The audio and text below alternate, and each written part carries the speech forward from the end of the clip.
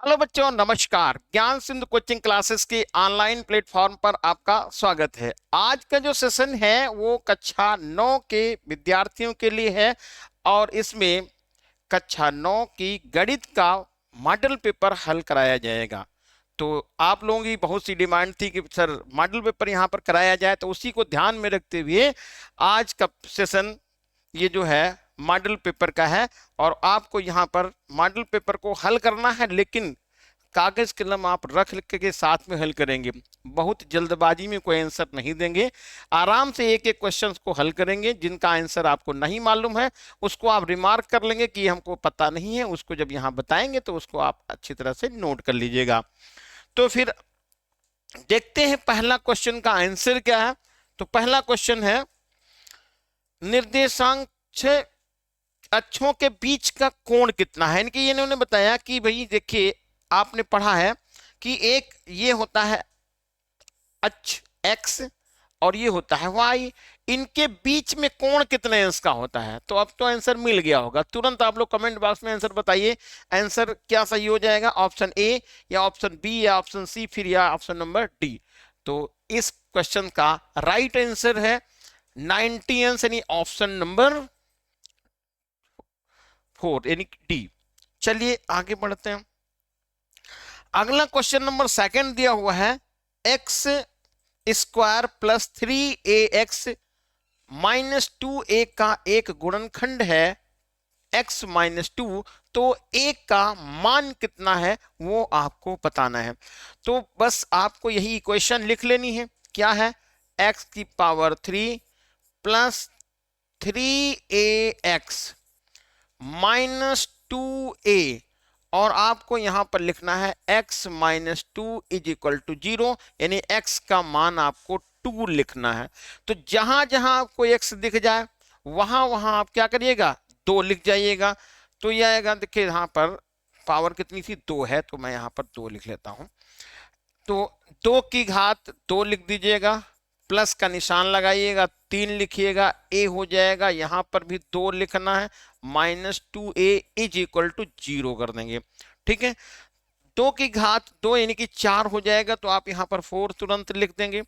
Plus ये 2 और 3 का गुणा हो जाएगा 6, यानी 6a हो जाएगा, minus 2a is equal to 0 हो जाएगा। अब देखिए इसको हम उधर ट्रांसफर कर लेते हैं। तो ये जगह 6 में से 2 जाएगा तो 4 बचेगा, माइनस ये आपको यहां पर लिखना है 4a, और ये पक्षांतर करेंगे तो माइनस 4 हो जाएगा, हटा दीजिएगा, और ये आपका आंसर मिलेगा a का मान -1। तो ऑप्शन नंबर कौन सा सही है, ऑप्शन नंबर डी सही हो जाएगा, यानी चौथा ऑप्शन सही है, -1। चलिए देखते हैं फिर अगले क्वेश्चंस को। x की पावर 140 प्लस 2x की होल पावर है 151 प्लस k का व्यंजक है x प्लस 1 से पूर्णतः विभाजित है, तो k का मान कितना है वो बताना है। तो यहां आप समीकरण लिख लीजिए। क्या है, बहुपद दिया हुआ है, x की पावर है 140 यानी 140 प्लस 2x की पावर है 151 और प्लस के ये दिया हुआ है। और ये कहा है कि x पर प्लस 1 से ये पूर्णतः बहुपद विभाजित है, तो आपको यहां लिख देना है x plus 1 is equal to 0, x is equal to -1। मान यहां फिल करिएगा तो कितना हो जाएगा, -1 की पावर 140 प्लस निशान लगाएंगे, 2 लिखेंगे, और -1 की घात 151 लिखेंगे, और प्लस लिखेंगे के, और इज इक्वल टू लिखेंगे 0। यहां तक कोई मुश्किल नहीं है। ध्यान रखना है, एक नंबर है एक, उसको यदि किसी भी पावर तक, यानी 140 चाहे 150 कुछ भी लिखा हो तो उसकी मान उसका कितना होता है, 1 होता है। यहां पर देखिए -1 लिखा है, लेकिन पावर यहां पर लिखी वो सम संख्या है, यानी 2 से विभाजित होने वाली है, तो ये -1 कन्वर्ट हो जाएगा +1 में, यानी कि यहां पर +1 आप लिख देंगे। लेकिन यहां पर मामला कुछ दूसरा है। क्यों, क्योंकि -1 की पावर 151 है, जो कि विषम संख्या है। तो इसका मतलब ये हुआ कि ये माइनस का -1 ही रहेगा और 2 से गुणा करेंगे तो माइनस का यहाँ पर 2 हो जाएगा और प्लस एक के होगा, एक जीरो हो जाएगा। एक में से -2 निकलेगा तो माइनस का 1 बचेगा, तो ये -1 लिख लीजिएगा, प्लस का k इज इक्वल टू 0, पक्षांतर करिएगा k इज इक्वल टू 1 और हमारा ये आंसर निकला k is equal to 1, option number first. अगला क्वेश्चन नंबर 4 जो बहुत ही आसान है, लिखा है 5 कामा -1 ये बिंदु दिया है, इसमें भुज का मान कौन है। तो देखिए पहला जो मान होता है भुज होता है, दूसरा वाला जो मान होता है कोट होता है, यानी x का मान भुज कहलाता है, y का मान भुज कहलाता है। तो बस यहाँ पर देख लीजिएगा, ये हमारा आंसर निकलेगा फर्स्ट, कौन सा 5। क्वेश्चन नंबर जो 5 है 6,0 बिंदु कहां पर होगा, तो याद रखना है। देखिए हम यहां बात करते हैं कुछ ऐसे, ये एक्सिस आपके बन गए x और y। जैसा कि आपको पता है ये होता है कौन सा बिंदु, मूल बिंदु, यानी कि जिसको हम ओरिजिन पॉइंट कहते हैं, और यहां पर ये होता है निर्देशांक 0,0। अब देखिए क्या है 6,0, तो पहले चलते हैं किधर x अक्ष पर, तो हम आगे इधर x, ये 6 हो गया, ,0 मतलब ऊपर जा ही नहीं रहे, तो ये हो गया x अक्ष पर। तो याद रखना है यदि y की वैल्यू 0 हो तो वो बिंदु x अक्ष पर होगा, और x की वैल्यू 0 हो तो बिंदु y अक्ष पर होगा। फिर से सुन लीजिएगा, यदि बिंदु में दोनों मान 0 तो मूल बिंदु हो गया, और यदि x का मान 0 यानी कि पहला वाला मान 0 तो होगा बिंदु y पर, यदि y का मान 0 तो हो जाएगा x पर। ठीक है, तो यहां पर देखिए दूसरा वाला मान 0 है, यानी कि यहाँ ये आंसर क्या आ जाएगा x अक्ष पर।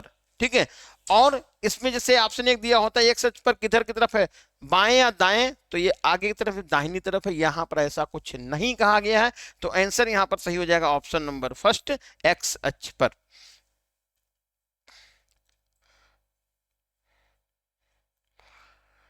देखिए ये लिखा हुआ है रैखिक समीकरण 2x + 3y = 6 का ग्राफ एक सरल रेखा है जो x अक्ष को काटता है, x अक्ष को काटता है। x अक्ष को जहां पर काटेंगे, अभी मैंने बताया y = 0 होती है, तो यहां पर ये आप लिखेंगे y = 0। क्यों लिख दिया, क्योंकि ये x अक्ष को काट रहा है। यदि y अक्ष को काटता होता तो x = 0 लिखते, यहां पर क्या हो गया x अक्ष को काट रहा है, यानी कि y = 0। इस समीकरण में मान डाल दीजिएगा, तो 2x + 3y और = 6। 2 यहां लिख लीजिएगा x + 3 और ये 0 हो जाएगा, इंटू 0 = 6। तो 2x = हो जाएगा, ये तो 0 हो गया, यहां पर 6 आएगा, ये मान निकल गया x का 3, ये x का मान 3 निकल गया। कितना निकला, x का मान 3 आ गया। अब देखो एक बिंदु तो 3 है, दूसरा बिंदु कौन है 0 है, तो 3,0 वाला ऑप्शन चेक करिएगा, तो ऑप्शन आपके सामने है कौन सा 3,0। ठीक है, तो अब वैसे भी देखिए यदि यहां पर ये देखते हैं x अक्ष को काट रहा था, इसका मतलब y 0 है, तो y 0 है, इसका मतलब ये वाला, और y 0 है ये वाले, ये दोनों तो कैंसिल हो गए, आपको दोनों में से छांट के लिखना था। ठीक है, चलिए आगे बढ़ते हैं। x = 2 तथा y = -3 के कितने रैखिक समीकरण संतुष्ट हो सकते हैं। यानी आपसे ये क्वेश्चन पूछा गया है कि x का मान 2 रखिए, y का मान -3 लिखिए, कितने रैखिक समीकरण संतुष्ट कर सकते हैं। तो देखिए ऑप्शन दिया है 1, ऑप्शन दिया है 2, और ऑप्शन दिया है 3, और ऑप्शन दिया है अनेकों। तो हम इस तरह के बहुत सी समीकरण बना सकते हैं जिसमें x का मान आप 2 रख दीजिएगा, y का मान 3 रख दीजिएगा, वो 0 के बराबर हो जाएगा, क्योंकि एक समीकरण नहीं बन सकता है, हम बहुत सी समीकरण बना सकते हैं, अनेकों समीकरण बना सकते हैं। तो इसलिए यहाँ पर हमारा जो एक ऑप्शन होगा वो ऑप्शन 4 होगा, अनेकों। चलिए आते हैं 8 नंबर क्वेश्चन में। x अक्ष का समीकरण, ध्यान रखिएगा x अक्ष का समीकरण। देखिए अब इसमें देखिए ये लिखा हुआ है x + y 0, और ये तो दोनों कट गए, अब ऑप्शन तो बच गया आपके पास, x अक्ष का समीकरण मतलब y = 0। क्या है, y इक्वल टू 0। तो x अक्ष का समीकरण y equal 0, option number second यहां पर करेक्ट आंसर होगा। अगला दिया हुआ है समीकरणों y इक्वल -1 तथा y इक्वल 3 के आलेखों के बीच की दूरी बताइए। यहां पर थोड़ा सा डाउट हो सकता है कि आपसे ये गलत हो जाए। तो कहा कि y इक्वल -1 है और y इक्वल 3 है के आलेखों के बीच की दूरी कितनी होगी, जरा इसको जरा समझ लीजिएगा। यहां पर हमने ये बना दिया चतुर्थांश, ये हो गया एक्स अक्ष, ये हो गया वाई अक्ष।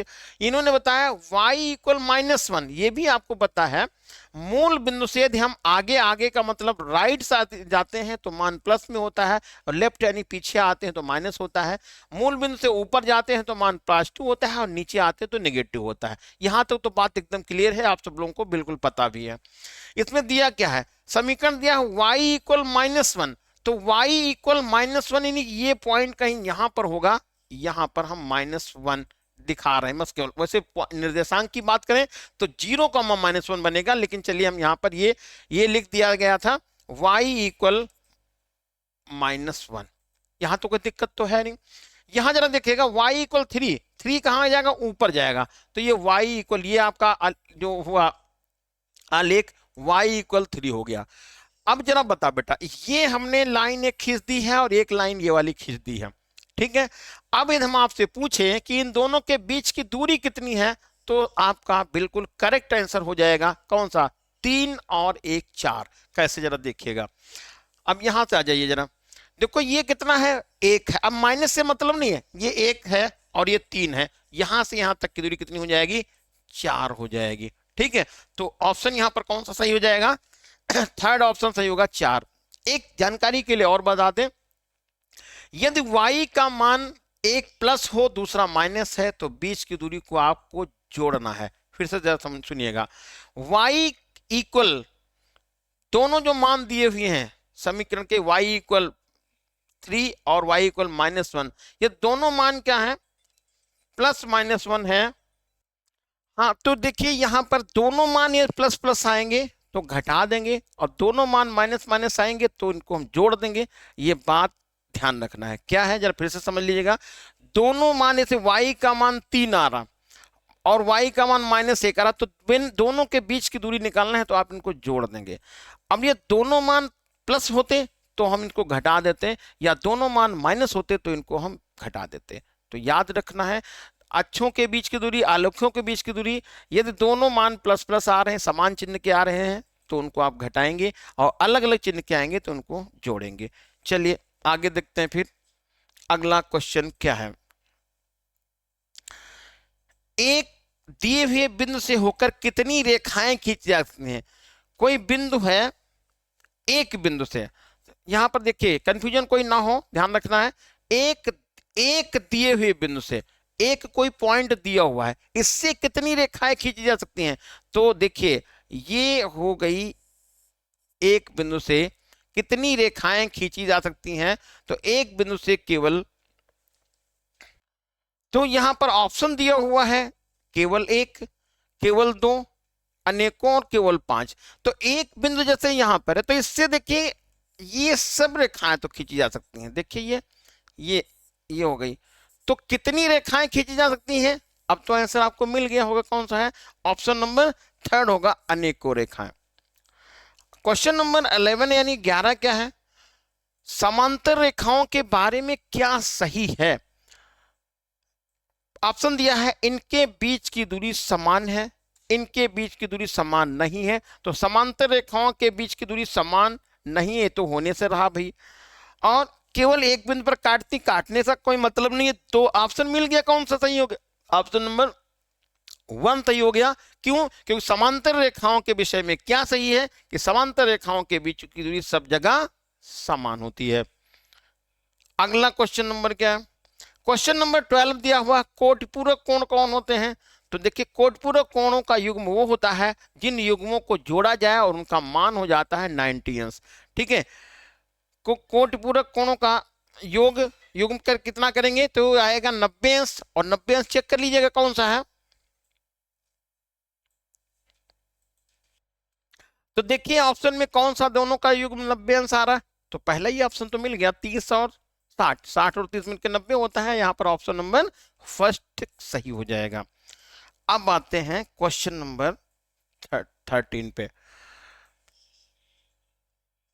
ये दिया हुआ क्वेश्चन है 45, 100 और 55 कोणों से बनने वाले त्रिभुजों की संख्या होगी। तो ये सवाल जो है गलत होने के चांसेस थोड़े ज्यादा हैं। क्यों?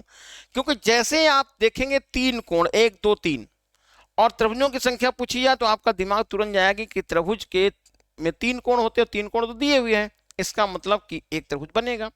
लेकिन उसके पहले आपको यह जानना पड़ेगा कि त्रिभुज के तीनों कोणों का मान 180 अंश है कि नहीं है। यदि 180 अंश नहीं है, यानी कम है, तब भी त्रिभुज नहीं बनेगा, और 180 अंश से ज्यादा है तब भी त्रिभुज नहीं बनेगा। तो इनको अब आप जोड़ेंगे तो देखिए ये योग हो जाएगा 180 अंश से ज्यादा, और 180 अंश से ज्यादा हो गया, इसका मतलब कोई त्रिभुज बनने से रहा है, कोई त्रिभुज नहीं बनेगा, यानी यहां पर ऑप्शन नंबर 4 सही हो जाएगा।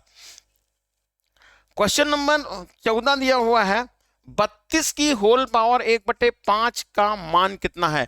तो 32 की होल पावर 1/5 यहां पर लिखिएगा, देखिए 2 की घात ये 5 होता है, आप देख लीजिएगा, 2 गुणे 2 गुणे 2 गुणे 2 गुणे 2 गुणे 2, यानी 5 बार लिखना पड़ेगा, और ये 1/5 पावर और लगा दी, घात का घात से गुणा जाएगा और ये 2 हमारा आंसर निकल जाएगा, इसलिए यहां पर ऑप्शन नंबर फर्स्ट सही हो जाएगा।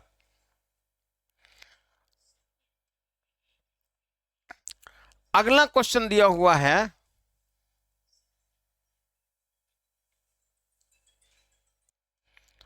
अगला क्वेश्चन नंबर देखिए 16 नंबर क्या है। यदि शंकु की त्रिज्या 4 सेंटीमीटर है और तिर्यक ऊंचाई 5 सेंटीमीटर है तो निकालना है आयतन क्या है। तो त्रिज्या r का मान दिया हुआ है 4 और तिरछी ऊंचाई को आप लिखते हैं l या 5। तो h का मान जब तक नहीं पता चलेगा तब तक हम शंकु का आयतन नहीं निकाल पाएंगे, और l तिरछी ऊंचाई का मान तो दिया है और त्रिज्या भी दे रखी है, तो फॉर्मूला आप यहां पर लगा देंगे, L square is equal to R square plus H square. L के स्थान पे 5 लिख दीजिएगा, स्क्वायर लगा दीजिएगा, आर की जगह पर 4 लिख दीजिएगा, स्क्वायर लगा दीजिएगा, एच की जगह पर एच लिख दीजिएगा, स्क्वायर लगा दीजिएगा। अब क्या करना, देखिए 5 का स्क्वायर होता है 25 और 4 का स्क्वायर हो गया 16 और h तो h ही लिख गया है, 16 घट जाएगा 25 में से तो 9 बचेगा, यानी तो h square is equal to हो गया 9, तो h का मान निकल गया 3 सेंटीमीटर। ये यहां तक कोई दिक्कत तो थी नहीं। अब निकालना है आयतन, तो आयतन का फॉर्मूला शंकु का क्या होता है, 1/3 पाई आर स्क्वायर एच। पाई के फॉर्म में आंसर निकालना तो पाई का मान डालने की जरूरत ही नहीं है, 1/3 लिख लीजिएगा, पाई की जगह पे पाई लिख लीजिएगा।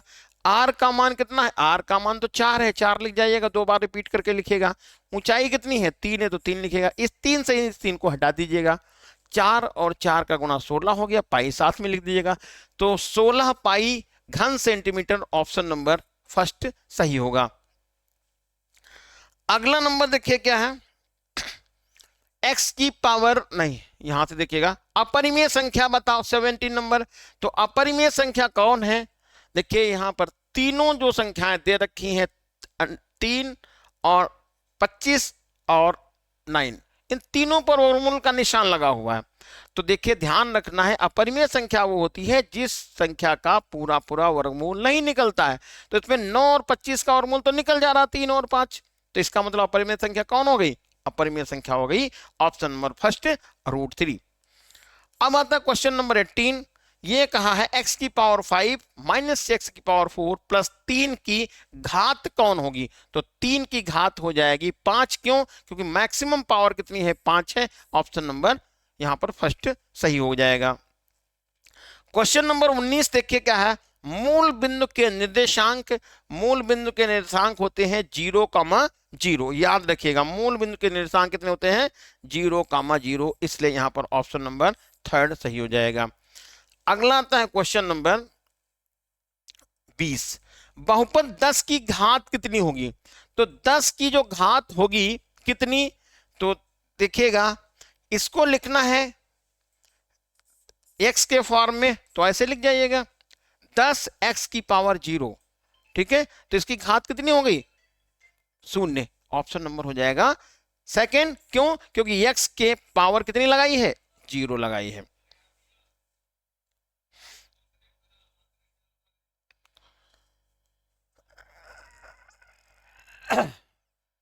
अगला है समीकरण 2x प्लस वाई इक्वल 7 के 4 हल लिखिए, ठीक है। तो अब क्या करना है, देखिए इसमें आपको यहां पर 2x प्लस वाई ये इज इक्वल टू 7। अब क्या करना है, आपको x का मान कोई एक रख दीजिएगा, जो मर्जी आए। x का मान मैंने 0 लिख दिया है, तो ये हो जाएगा 2,0 plus Y is equal to 7। तो ये 0 plus Y is equal to 7, तो y इज इक्वल टू कितना हो गया? 7। तो एक x का मान 0 रखा तो y का मान 7 निकल गया। आप अपनी मर्जी से यहां पर x का मान कोई 1 लिख दीजिएगा। मैंने x का मान 1 रख दिया है, तो यह जाएगा कितना? 2 गुणा 1 plus Y is equal to 7। तो ये y is equal to 7 minus 2, y is equal to 5। तो इस तरह से हमारे पास x का मान एक और निकल गया, 1 और 5। तो कितने मान निकालने थे? 4 हल लिखने हैं, तो आपके 4 हल इसी तरह से आप निकाल लीजिएगा। अब आता है खाखंड। खाखंड में ये बताया है कि इसमें सभी कोणों के माप बताइए, और ये जो है दिया हुआ है कुछ इस तरह से 3x और 2x। तो देखो कैसे इसको लगाएंगे। ये पूरा कोण होता है 180 अंश का, क्योंकि ये सीधी रेखा है, ठीक। तो यहां पर क्या लिखेंगे? 2x प्लस 3x मिलके ये होगा 3x, ये मिलके आएगा 180, यानी 2x plus 3x is equal to 5x। अब यहां पर कितना आएगा? 5x इज इक्वल टू 180 लिख दीजिएगा। 5 से डिवाइड करेगा 5, ये हो जाएगा, और x का मान कितना लिखेगा? 36 निकल गया। अब क्या करना है बेटा, ये वाला जो मान आएगा इतना कौन होगा? वो 2 गुणा 36 करिएगा तो 72 हो जाएगा, ठीक है। और इसका मान 3 गुणे 36 करिएगा तो ये 108 हो जाएगा। तो ये 2 अलग अलग मान निकल गए। तो जब ये वाला मान 72 निकला तो इसके सामने का भी मान 72 निकल गया, और इसका मान भी 108 हो गया, और चारों कोण आपको पता चल गए। अब आइए अगला क्वेश्चन क्या है, एक्स वाई का मान बताइए। सामने चित्र बना हुआ है, तो देखो यदि यहां हम ये बात करें कि x प्लस वाई ये मिल करके कितना होगा? 180 होगा, 180। तो आप यहां पर लिख सकते हैं x plus Y is equal to 180। अब दूसरा क्या है, यहां पर देखिएगा ये है x और ये 80 है, तो हम क्या कर सकते हैं, x और 80 को जोड़ लीजिएगा, इसको y के बराबर कर दीजिएगा, क्योंकि त्रिभुज के अंतः कोणों का योग बहिष्कोण के बराबर होता है। तो यहां पर क्या लिखेगा? x लिखिएगा प्लस 80 लिख दीजिएगा, और इज इक्वल टू वाई कर दीजिएगा। तो x minus Y is equal to minus 80 लिख दीजिएगा। पक्षांतर किया है और कुछ नहीं करा है। अब यहां देखो लिखो x plus Y is equal to 180। अब क्या करिए भैया, यहां पे जोड़ दीजिएगा, तो 2x इज इक्वल टू, ये घटेगा तो 100 आएगा, और आप भाग करके 50 यानी x का मान पता करेंगे। x का मान 50 यानी 50 निकल गया। एक आंसर यहां से मालूम हो गया, ठीक। अब x का मान निकल गया तो हम y का भी निकाल सकते हैं। इस तरह से आपका आंसर निकल जाएगा। अगला क्वेश्चन क्या है, बेलन की त्रिज्या है 7 सेंटीमीटर, ऊंचाई है 10 सेंटीमीटर, बेलन का वक्र पृष्ठ और आयतन बताइए। फार्मूला हम लिखेंगे, कैलकुलेशन आपको करना है। तो यहां पर त्रिज्या कितनी है, त्रिज्या को r लिखेंगे, और r का मान 7 है। ऊंचाई कितनी है, ये ऊंचाई है 10, दोनों सेंटीमीटर में, तो मैंने यहां पर सेंटीमीटर लिख दिया है। बेलन का वक्र पृष्ठ फार्मूला होता है s is equal to 2 pi R H. कितना होता है बेटा? 2 पाई आर एच। और आयतन बताना है, तो बेलन का आयतन को v से लिखते हैं पाई आर स्क्वायर एच। अब इन दोनों में आपको दोनों सूत्र मैंने लिख दिए हैं, मान डालिएगा और इसी में आपका आंसर निकल जाएगा। अगला क्वेश्चन देखिएगा, 10x square plus 3x minus 4 के गुणनखंड करना है। तो देखो गुणनखंड करने के लिए क्या करेंगे, 10 और 4 का पहले गुणा करेंगे तो यहां पर आपका गुणा 40 हो जाएगा, लेकिन माइनस 40 ध्यान रखिएगा माइनस लगा हुआ है। तो 40 के ऐसे दो गुणनखंड करिए, हमारी बात को सुनिए और इसका आंसर दीजिएगा। 40 के ऐसे दो गुणनखंड करिए जिनका अंतर, यहां माइनस लगा है तो अंतर आएगा, जिनका अंतर 3 हो जाए। तो आपका जवाब होगा सर, हमने गुणनखंड कर लिए कौन से, 8 गुणे 5, 8 पंचे 40 और 8 में से 5 घटा दिया तो 3 बच गया। ठीक, तो बस हो गया। तो यहां पर क्या लिखेंगे, 10x स्क्वायर लिख लीजिएगा, प्लस का निशान लगा है हमने भी लगा दिया, 8 में से 5 घटा दिया, ब्रैकेट बंद करके x लिख दिया और माइनस 4 हो गया। 10x स्क्वायर हो गया प्लस 8x हो गया माइनस 5x हो गया माइनस 40 हो गया। अब कॉमन ले लीजिएगा, कॉमन कितना आएगा, देखो यहां पर 10 और 8 में कॉमन लेते हैं तो कॉमन आता है हमारे पास 2, तो 2 कॉमन ले लीजिएगा।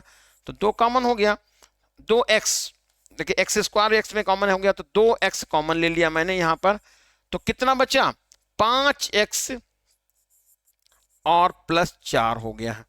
यहां पर कॉमन ले लीजिएगा, माइनस का 1 तो हो जाएगा कितना, 5x प्लस 4। अब 5x प्लस 4 दोनों में कॉमन चला गया तो 5x प्लस 4 दोनों में कॉमन हो गया और 2x माइनस 1, ये हमारा यहां से आंसर निकल गया है। चलिए क्वेश्चन नंबर देते हैं, अगला खंड क्या है, किसी वृत्त की जीवा की लंबाई 12 सेंटीमीटर है, केंद्र से उसकी दूरी 8 सेंटीमीटर है, तो उसकी त्रिज्या बताइए कितनी होती है। तो यहां पर देखिए ये जो है ये वृत्त बना लिया हमने और वृत्त का ये केंद्र हो गया, ये हो गई जीवा। कहा क्या है, जीवा की लंबाई है 12 सेंटीमीटर, तो आप ए बी लिखते हैं, कितना सेंटीमीटर, 12 सेंटीमीटर लिख देते हैं, यहां तक कोई दिक्कत नहीं थी। केंद्र से दूरी कितनी है, 8 है, तो आप यहां से केंद्र से दूरी ऐसे दिखा दीजिएगा, लंबो दूरी आएगी ना ये 8 सेंटीमीटर, इसको हम 8 लिख देते हैं, इसको ओ लिखते हैं, केंद्र को ऐसे इसको आप मिला लीजिएगा, आपको ओ ए का मान पता करना है। ठीक है, यहां पर क्या करिएगा, यहां पर ये बिंदु डी दिखा दीजिएगा। ठीक है, तो ओडी का मान 8 हो गया और एडी का मान देखें तो हम यहां लिख देते हैं, देखिए ओडी का मान है 8 सेंटीमीटर, ये आएगा, और एडी का मान देखेंगे तो एडी का मान निकल जाएगा, एडी का मान होगा, टोटल कितनी है ए बी 12 है, उसका आधा कर दीजिएगा तो 6 हो जाएगा, तो ए का मान 6 लिख लीजिएगा, यहां तक कोई दिक्कत नहीं है। अब निकालना है ओ ए, निकालना है कर्ण निकालना है, तो ओ ए स्क्वायर इज इक्वल टू आ जाएगा 8 का स्क्वायर प्लस 6 का स्क्वायर, बताओ 64 हो गया और 36 हो गया, 64 और 36 मिलकर कितना होगा, 100 हो जाएगा, यानी 100, और इसका जब वर्गमूल निकाल लेंगे तो ये निकल जाएगा कितना, ओ ए का मान आएगा 10, और ओ ए यहां पर है क्या, रेडियस ही तो है, त्रिज्या 10 सेंटीमीटर ही निकल जाएगा, आपका आंसर हो गया। चलिए अब आगे बढ़ते हैं, अगला क्वेश्चन देखो दिया हुआ है ये कि डी कोण और कोण आर का मान कितना है वो बताना है। तो देखिए ये वृत्त बना हुआ है और वृत्त में एक जीवा ए बी दिखाई है, इस जीवा के द्वारा जो एकांतर वृत्तखंड में बना कोण है वो 60 अंश है, तो भैया इसी जीवा के द्वारा कौन कोण बना है, डी बना है, तो डी वाला भी कोण 60 हो जाएगा। तो मैं यहां लिख सकता हूं कोण सी इज इक्वल टू कोण डी इज इक्वल टू कितना, 60 अंश, कोई दिक्कत नहीं थी। अब कोण आर पूछा गया, अब कोण आर जब बताना है तो जरा बताइए, ये चक्रीय चतुर्भुज ए आर बी सी और इसको मिला लीजिएगा तो डी बन गया। फिर तो देखो ए आर, ठीक है, ए आर बी डी, इसको देखिएगा ए आर बी डी, ये चक्रीय चतुर्भुज हुआ कि नहीं हुआ, ऐसे देखिए ये, और चक्रीय चतुर्भुज वही होता है जिसके आमने सामने के कोणों का मान 180 अंश होता है, तो ये वाला निकल गया 60 अंश का कोण डी कोण, तो इसका मान आर कितना निकल जाएगा, कोण आर हो जाएगा 180 माइनस 60 इज इक्वल टू 120, और ये हुआ आंसर। क्वेश्चन नंबर सेकंड दिया हुआ है 3/7 प्लस 3√2 का के हर का परिमेयीकरण करना है।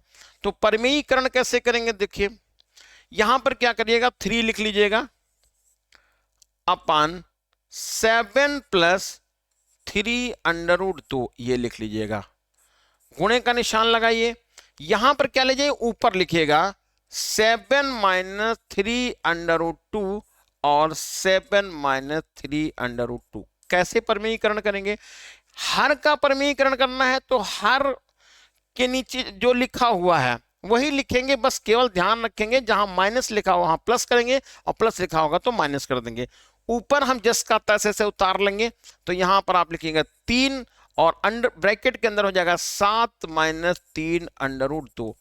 यहां पर क्या करिएगा, 7 और 7 का गुणा हो जाएगा 49, क्योंकि a प्लस बी और a माइनस बी लिखा हुआ है तो आप a square minus B square लिखेंगे, तो 7 से 49 हो गया और 3 का स्क्वायर हो गया 9 और ये हो जाएगा 2 18, तो यहाँ 18 लिख देंगे। 3 का स्क्वायर हो गया 9 और √2 का स्क्वायर हो गया 2, तो 9 दूनी 18 हो गया। तो यहाँ पर 3 7 और ये आ जाएगा 3√2, ये घटा देंगे तो कितना आएगा, देखिए यहाँ पर ये होगा 31, ठीक है। 8 9 में से 8 जाएगा, 1 आएगा, 3 31 हो गया। अब कैंसिल होने वाला कुछ है नहीं, कुछ घटने वाला कटने वाला कुछ है नहीं, तो यहीं पे आप छोड़ सकते हैं, या आप एक काम कर सकते हैं, इसको अंदर ले जाइएगा, ये वाला 3 से गुणा करिएगा तो 7 3 21 हो गया, माइनस 9√2 अपान 31, और यही हो गया इस प्रश्न का आंसर। अब आइए क्वेश्चन देखते हैं अगला क्या है। k का मान ज्ञात कीजिए जबकि x माइनस 1 और ये px दिया हुआ है 2x² प्लस kx प्लस √2 का एक गुणनखंड है। तो बस क्या करना है, आपको यहीं पर मान डाल देना है, कितना 2x² लिख लीजिएगा प्लस kx लिखिए प्लस का √2 लिखिएगा, और x minus 1 is equal to 0, x is equal to 1, यानी आपको x का मान 1 लिख देना है। तो कितना हो जाएगा, 2 लिखिए 1 की पावर 2 लगाइएगा प्लस k लिखिएगा और फिर ये 1 लिख लीजिएगा और √2 इज इक्वल टू 0 हो जाएगा। तो यहां पर ये 2 निकलेगा और ये प्लस का k होगा और plus √2 is equal to 0। k को उधर ट्रांसफर कर लीजिएगा तो यह आ जाएगा कितना, 2 plus √2 is equal to minus k। तो चाहे ऐसे ही लिख लीजिएगा, k is equal to minus common ले लीजिएगा 2 प्लस √2 और ये हो जाएगा आंसर। क्वेश्चन अगला जो गाखंड है 3/5 और 4/5 के बीच 5 परिमेय संख्याएं लिखनी है। तो 5 परिमेय संख्या लिखनी है या 25 लिखनी हो उसमें कोई दिक्कत नहीं है, आप सीधे यहां पर क्या करिएगा 3/5 लिख दीजिएगा, थोड़ा सा स्पेस देके 4/5 लिख लीजिएगा। अब कितनी परिमेय संख्या लिखनी, 5, तो आपको एक मन में बढ़ा लेना नंबर 6 हो जाएगा। 5 लिखनी थी तो एक बढ़ा लीजिएगा 6 हो गया। 6 से आप ऊपर नीचे गुणा कर दीजिएगा, इसको 6 से ऊपर नीचे गुणा करिएगा, इसको भी 6 से ऊपर नीचे गुणा कर दीजिएगा। अब जरा बता बेटा, 6 3 18 हो गया और 6 5 30 हो गया, और ये हो जाएगा 6 4 24 हो गया और 6 5 30 हो गया।